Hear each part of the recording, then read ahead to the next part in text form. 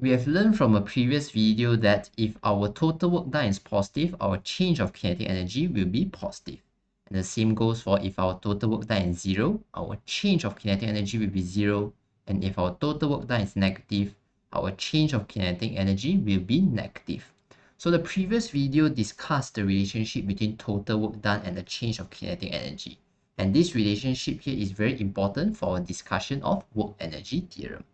So work energy theorem tells us that the total work done on an object is equals to the change of kinetic energy experienced by the object due to that total work done. Okay, so the change of kinetic energy change here, it's just final minus initial. So you can further expand this delta K here to become K final minus K initial. Final minus initial. And we know from SPM that K here represents kinetic energy. So K can be represented with half mv squared. So final and initial, in this case, if we change it into half mv squared, it becomes half mv final square minus half mv initial square. So all three expressions that we have here represents the work energy theorem. And if you choose to represent it in terms of words, then you can say when a net force does work of W total on an object, so you have multiple forces, and you can combine them to become a net force, and the net force does work on an object. And the quantity that is the work that is done by the net force, we call it total work done. So when you have a net force does work done total on an object, the kinetic energy of the object changes from its initial value, K initial kinetic energy, to a final value, K final, which is the final kinetic energy. So let's say today you have an object, the object experiences multiple forces acting on it.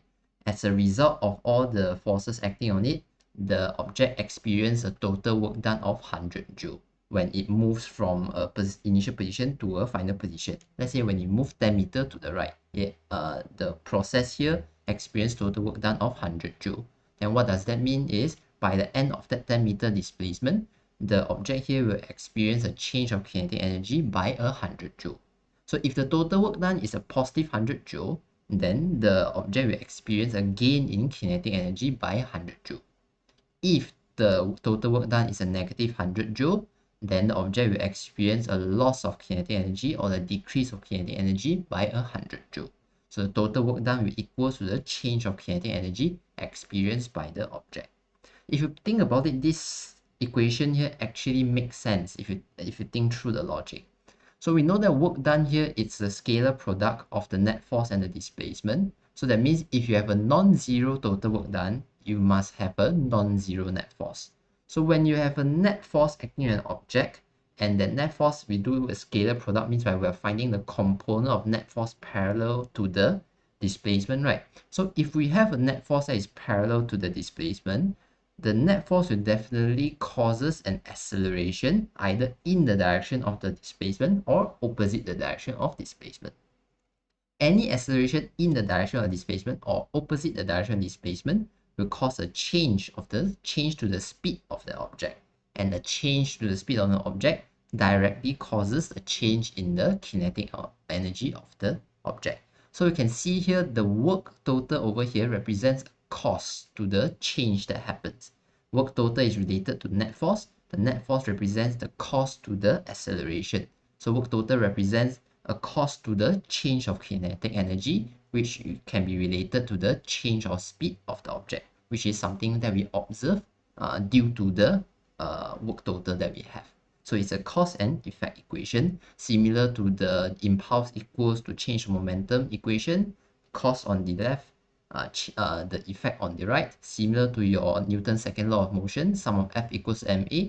Sum of F is the force, represent the cause. Acceleration is the effect, which is the change experienced by the object when it's moving. Okay, so this is a very important equation. So I've shown the equation here, but I never really explained where does the equation come from. I proved to you through a series of logic that yes, this equation is true because positive you gain positive, 0, 0, negative, negative. So if you have negative for work total, you have negative for delta K. That is true, but where does this equation come from? So let's go through a little bit about the derivation. It's not exactly in your syllabus, but it's good to know it. So the work energy theorem, we derive it by applying two equations that we have learned from previous chapters. To be more specific, we'll be applying the Newton's second law that we learned from chapter 4 forces, which is net force equals to mass times acceleration. So this is for 1D, so I didn't put any vector over here. The second equation that we'll be using will be from chapter 2. So for this discussion over here, our total work done is due to a constant net force. The net force doesn't change throughout the journey. So if the net force is constant, then the acceleration will be constant.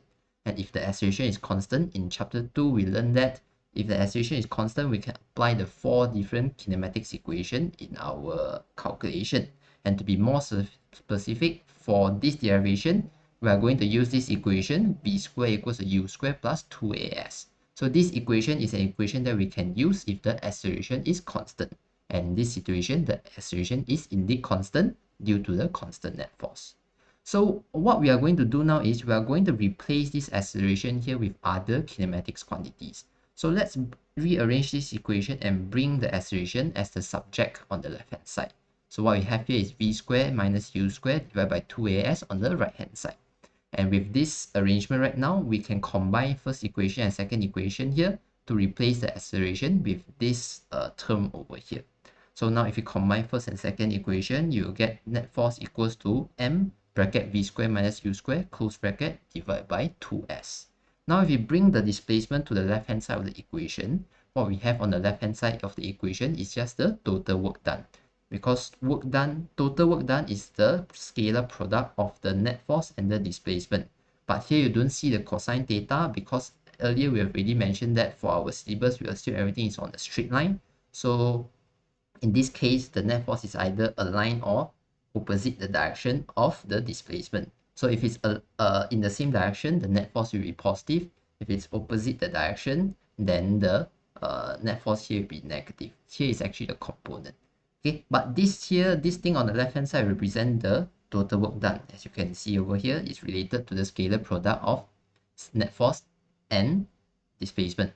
Okay, for the right hand side of the equation, if you expand it out, what you can see is it's just a final kinetic energy minus initial kinetic energy. So you can see now this equation here has essentially become the work energy theorem equation. It's left hand side you have your total work done, right hand side you have your final kinetic energy minus initial kinetic energy.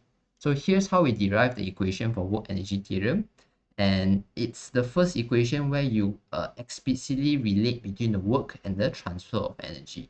And in future topics, we'll learn more about other forms of energy, which includes potential energy, kinetic energy, mechanical energy, and so on.